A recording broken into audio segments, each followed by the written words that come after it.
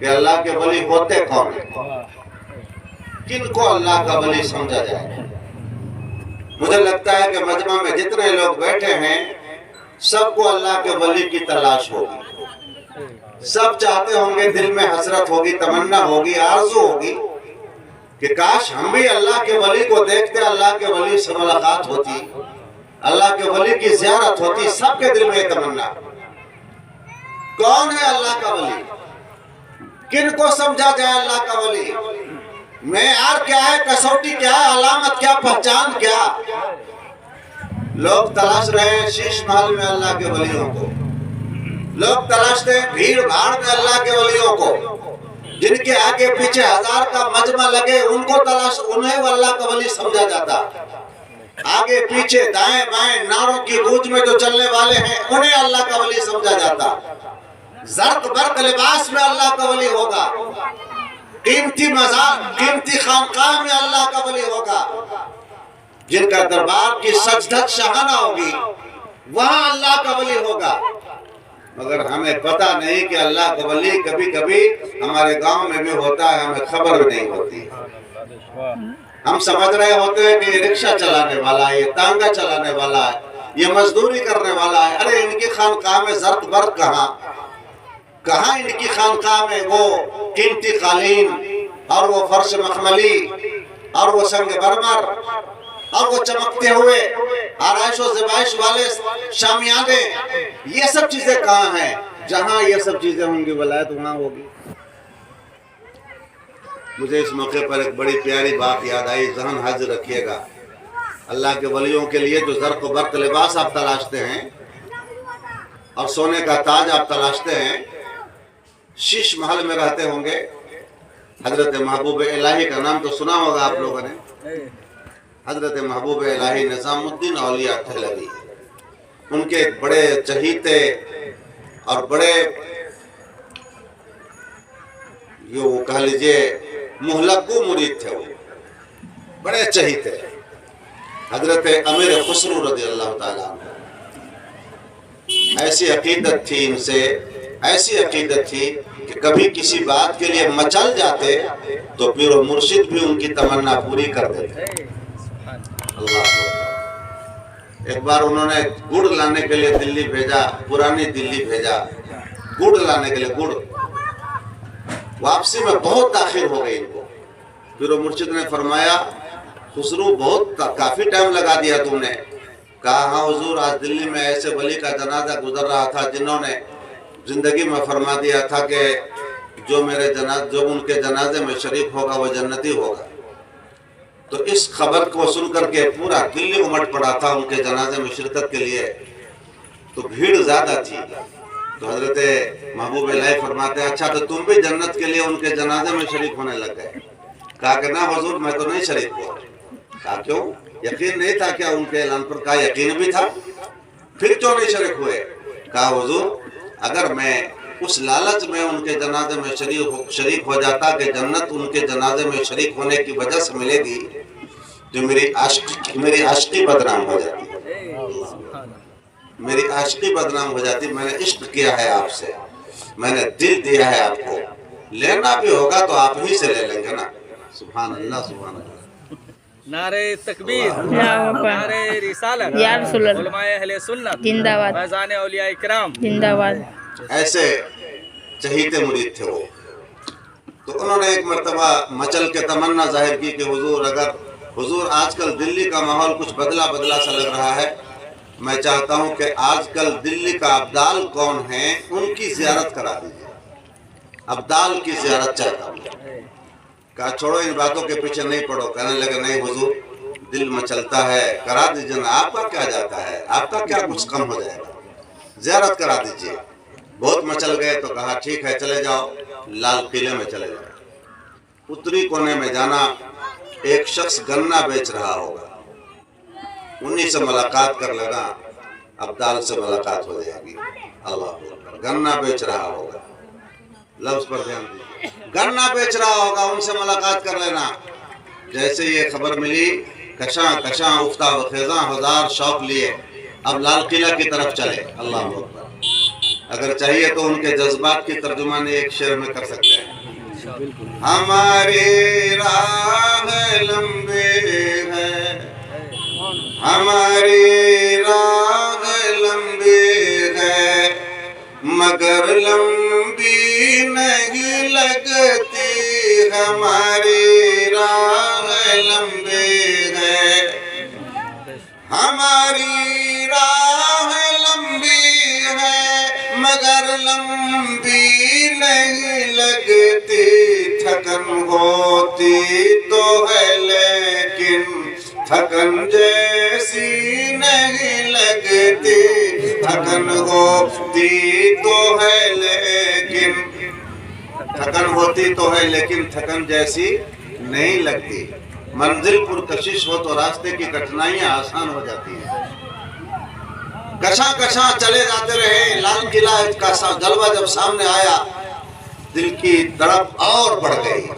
آتش شوق اور بھڑک گئی، اور بڑی تیزی کے ساتھ لال قلعہ میں گھسے، اتری کونے کی طرف گئے تو دیکھا ایک انسان ہیں جن کے بال الجھے ہیں، گرد آلود ہیں، چہرہ افسردہ ہے، پھٹے پرانے کپڑے ہیں، چہرے سے افسردگی ظاہر ہے، ایک معمولی انسان ہے، گنا بیچ رہا ہے۔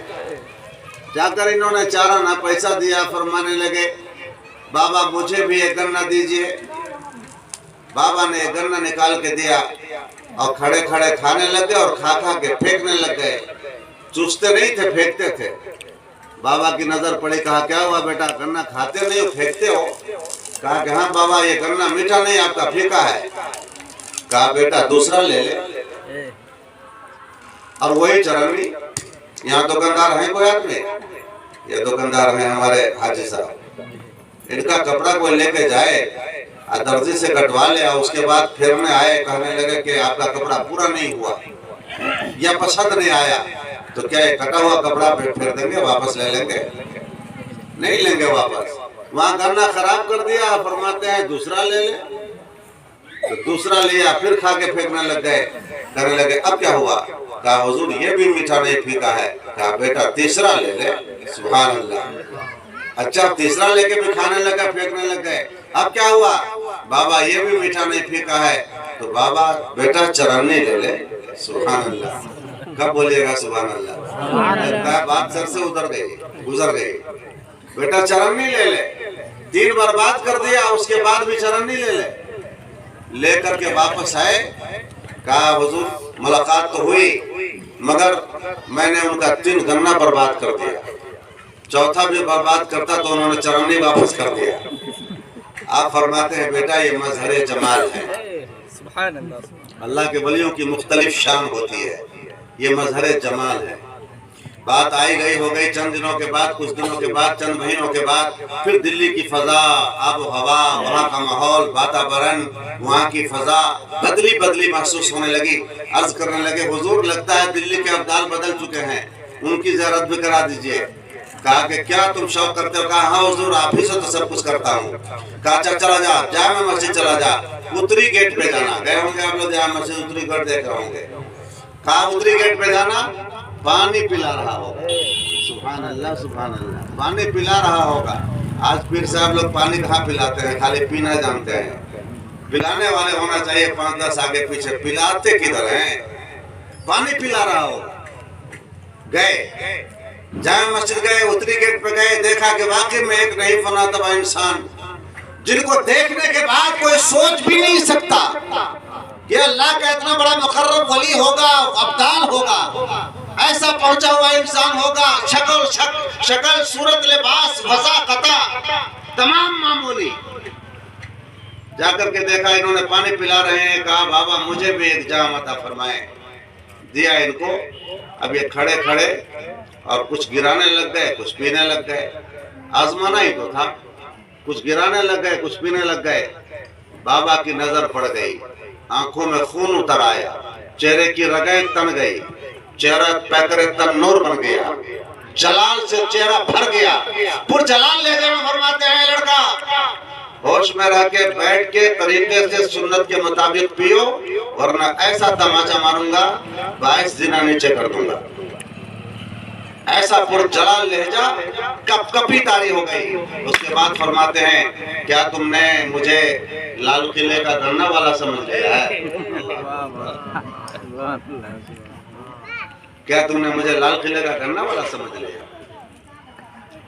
غلام مصطفیٰ کے علم کا یہ عالم ہے تو اندازہ کیجئے مصطفیٰ کے علم کا عالم کیا ہوگا. اس پار کا جب یہ عالم ہے اس پار کا عالم کیا ہوگا. اس پار کا جب یہ عالم ہے اس پار کا عالم کیا ہوگا. اس پار کا عالم کیا ہوگا. جب ان کے گدا بھر دیتے ہیں شاہان زمانہ کی جھولی. جب ان کے گدا بھر دیتے ہیں شاہان زمانہ کی جھولی. محتاج کا جب یہ عالم ہے مختار کا عالم کیا ہوگا. محتاج کا جب یہ عالم ہے مختار کا عالم کیا ہوگا. واپس آئے کہنے لگے کیسی ملاقات رہی بتاؤ خسرو. کہنے لگے حضور ان کا جلال دیکھ کر تو میری حالت خراب ہو گئی. انہوں نے ایسا ڈانٹا کہ میرے بدن میں کپ کپی آ گئی. ارشاد فرمایا اللہ کے ولیوں کی مختلف شان ہوتی ہے. وہ جمال کے پیکر تھے یہ مظہر جلال ہے. یہ مظہر جلال ہے. اللہ کے ولیوں کی مختلف شان ہوتی ہے. نہ پوچھ ان خرقہ پوشوں کو ارادت ہو تو دیکھ ان کو یہ دے بیضا لیے بیٹھے ہیں اپنی آستینوں میں. اللہ کے ولیوں کی شان ہوتی ہے. ان کے لباس سے نہیں پہچانا جا سکتا. ان کی وضاقتہ سے نہیں پہچانا جا سکتا. ان کی شان بیٹھک سے نہیں پہچانا جا سکتا. ان کی سچ دھت سے نہیں پہچانا جا سکتا. ان کے دل میں جو تقویٰ ہوتا ہے اس تقویٰ کی بنیاد پر اللہ تبارک و تعالیٰ کی بارگاہ میں وہ مقام ہوتا ہے کہ زبان سے جو کہہ دیتے ہیں نظام کائنات ویسا بن جاتا ہے. اللہ کے ولی تو وہی ہوتے ہیں جو اللہ سے سب سے زیادہ ڈرنے والے ہوتے ہیں اور تقویٰ کا تعلق دل سے ہوتا ہے. اللہ کے حبیب نے فرمایا التقویٰ ہا ہونا التقویٰ ہا ہونا التقویٰ ہا ہونا 3 بار میرے آقا نے فرمایا. تقویٰ یہاں ہوتا ہے دل کے اندر ہوتا ہے.